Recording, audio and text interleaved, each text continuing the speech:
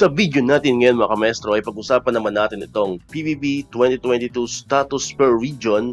Update po yan ngayong July 2024. Ito po ay ayon sa Bureau of Human Resource and Organizational Development Personnel Division. Ayan. So, ito po yung status ng 4.1.0. Ayan. So, dito po sa unang column yung mga region. And dito naman po yung date submitted to Central Office. And dito naman po yung BHROD PD remarks. Ayan. So, ito pong NCR. Ayan, kung makita natin, nag-submit po sila May 17. Yung Region 1 Ilocos, May 16. Region 4A Calabarzon, May 16. Region 4B Mimaropa, May 14. Region 5 Bicol, May 17, 2024.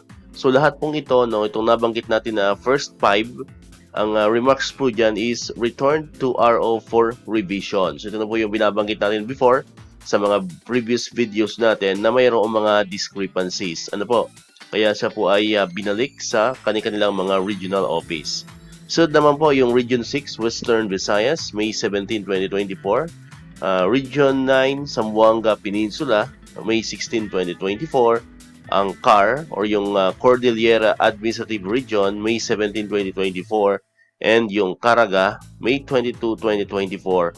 So ito naman po mga to ay na-submit, no? Submitted na po lahat ng documents ng Form 1.0 sa AO25 Secretariat.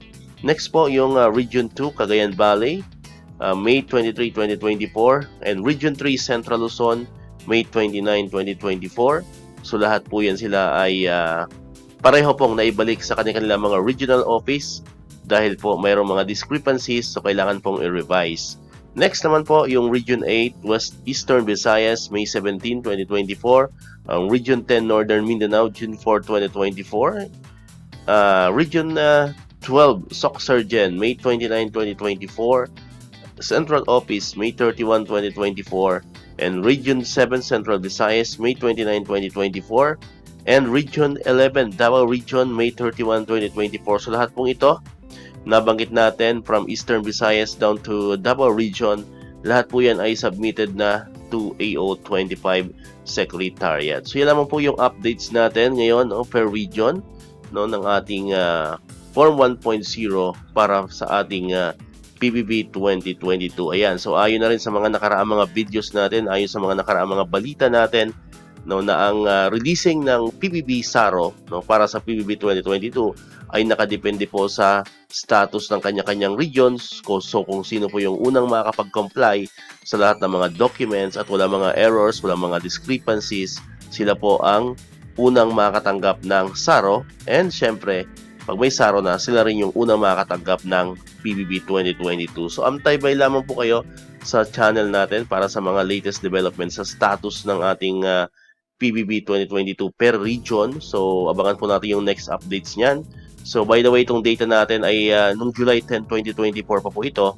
So hindi po natin ma-sure ngayon kung mayroon ng mga bagong mga changes dito sa remarks na ito ng BHROD PD. Ayan. And kung may mga bagong development man dyan, yan po ay agad-agad nating ilalagay dito sa ating channel. Ayan. So dito ko natatapusin itong ating video mga kamestro.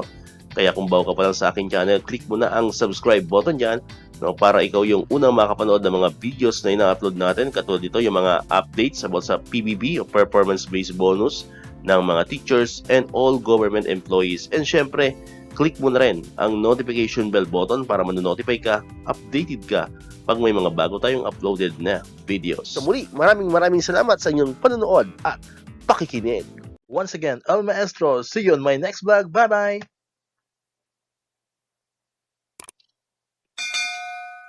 1, 2, 3, come on!